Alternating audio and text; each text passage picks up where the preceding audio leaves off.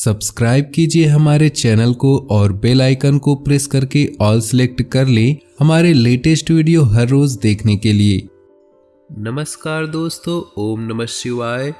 दोस्तों, आपके छुपे हुए दुश्मन, आपके 3 छुपे हुए दुश्मन अब बाहर आ गए हैं। उनके नाम बाबा जी के पर्चे में आ गए हैं। उनके बारे में तो बताएंगे ही, साथ ही बात करने वाले हैं आने वाले अगले 7 दिन के बारे में। तो आप वीडियो को बिल्कुल अंत तक देखें, बातों को बिल्कुल अच्छी तरह से सुने समझे, और जो हम सावधानियां बताएंगे इन दुश्मनों से बचने के लिए, इनका बहुत ही सावधानी के साथ पालन करें।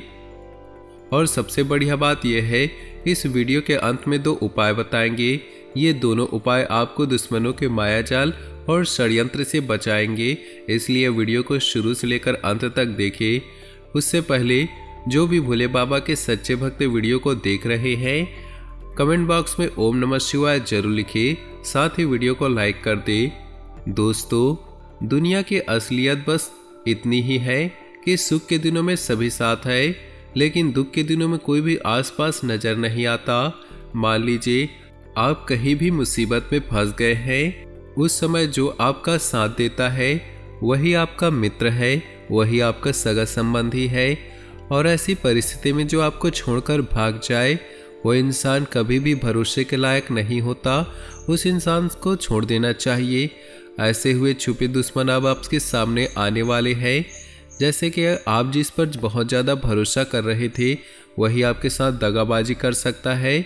जैसे कि हमने आपको बताया है कि ज़िंदगी की मुश्किल परिस्थितियों में या मुसीबत की घड़ियों में जो हमें छोड़कर चला जाए, उसकी पहचान हो जाए। इसीलिए कहते हैं जीवन में थोड़ा बहुत कष्ट आना, दुख आना बहुत ज़रूरी है, क्योंकि ऐसे ही समय में अपनों और परायों की पहचान होती है। ऐसे समय में छुपे हुए दुश्मन बाहर आते हैं। जीवन में सफलता हर किसी को हासिल नहीं होता, लेकिन हर कोई मेहनती नहीं होता, कर्मठ नहीं होता। आज अगर हम अपनी मेहनत के दम पर सफलता हासिल कर रहे हैं, तो लोगों को जलने का क्या अधिकार है? फिर भी लोग हमसे जलते हैं कि इसने सफलता प्राप्त कैसे कर ली। लोगों ने हमारी सफलता तो देखी, लेकिन हमारे पैरों की छालें नहीं देखी। लेकिन वे हमसे जल रहे, हमसे घृणा कर रहे हैं। इन छुपे हुए दुश्मन हमारे खिलाफ अफवाहें भी फैलाते हैं।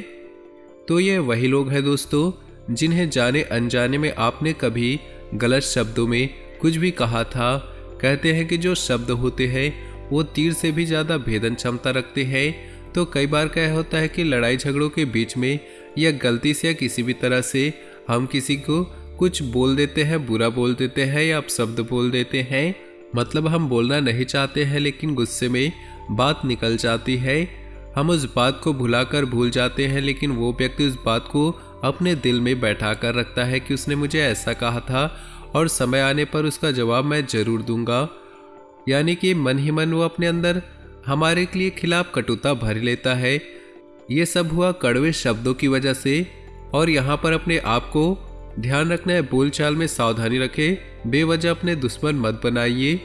आपके छुपे हुए दुश्मनों का नाम अगर हम आपको बताएं, तो एक दुश्मन का नाम के से शुरू होता है, एक दुश्मन का नाम एम से शुरू होता है, और तीसरे दुश्मन का नाम शुरू होता है एन से।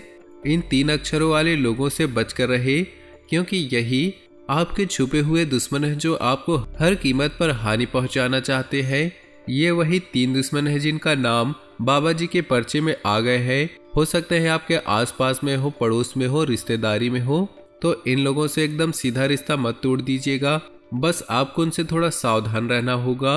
अगर वो कुछ बोलते हैं तो आपको थोड़ा सोच समझ कर निर्णय लेना है। उनके बात को बहुत ज़्यादा सीरियस नहीं लेना है।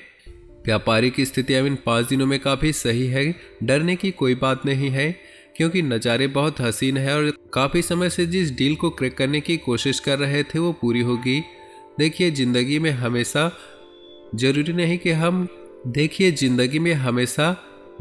कि हम हमेशा बड़े और लंबे प्रॉफिट में काम करें। आपको सावधानी के साथ, आपको ईमानदारी के साथ, कभी कभी कम मुनाफे में भी सामने के साथ जुड़ना चाहिए, क्योंकि आगे भविष्य में वो आपके लिए बहुत ज़्यादा लाभदायक बन जाता है। आगे वीडियो में सावधानियां बताने जा रहे हैं, अंत में 2 उपाय भी बताएंगे, तो थोड़ा सा समय अवश्य निकालें और आज की हमारी इस वीडियो को बिल्कुल ही अंत तक देखें। सबसे पहले सावधानी दोस्तों, आपकी बहुत गलत आदत है समय से पहले अपनी योजनाओं को लोगों के बीच में ले आना। कई बार बहुत सारे लोगों की दिखावे की आदत होती है। अगर उन्होंने कोई रणनीति बनाई है, योजना बनाई है, बहुत ज़्यादा पैसा लगाया है, तो चिल्ला चिल्ला कर लोगों को बताएंगे कि हमने ऐसा काम शुरू किया है, हमने इस काम में इतना पैसा लगाया है, अगर ये काम चल गया तो हम तो लाखों करोड़ों में खेलेंगे। ऐसी बड़ी बड़ी बातें करते हैं कि लोगों की नज़र उनको लग जाती है। देखिए, हीरा मुख से ना कहे लाख टका मेरा मोल, यानी कि आपको अपनी योजनाओं को खुद से बोलने की जरूरत नहीं है। जब आपकी कोई योजना क्रियान्वित होगी, फल देगी, तो उसकी सफलता लोगों को अपने आप पता चल जाएगी। तो आप ऐसी बेवकूफ़ी क्यों करते हैं?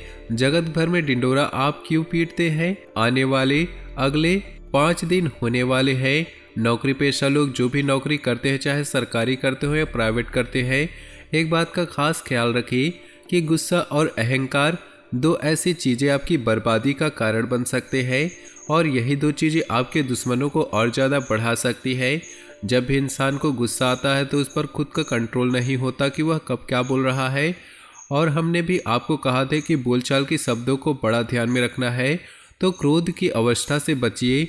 देखिए, हम पानी को कितना भी तेज गर्म क्यों न करें, एक निश्चित समय बाद वह अपने मूल स्वभाव में आ ही जाता है। उसी प्रकार हम कितना भी तेज गुस्सा क्यों न कर ले, एक निश्चित समय बाद हम अपने स्वभाव में आ जाते हैं, मूल स्वभाव में आ जाते हैं, शांत हो जाते हैं। यानी कि आज जो गुस्सा आ रहा है वो तो जिंदगी भर चलने वाला नहीं है, वो 10 मिनट 15 मिनट में सब कुछ सही हो जाएगा। यानी कि आपको 10 मिनट 20 मिनट तक अपने आप को खुद को संभालना है, किसी को कुछ गलत बोलने से बचना है।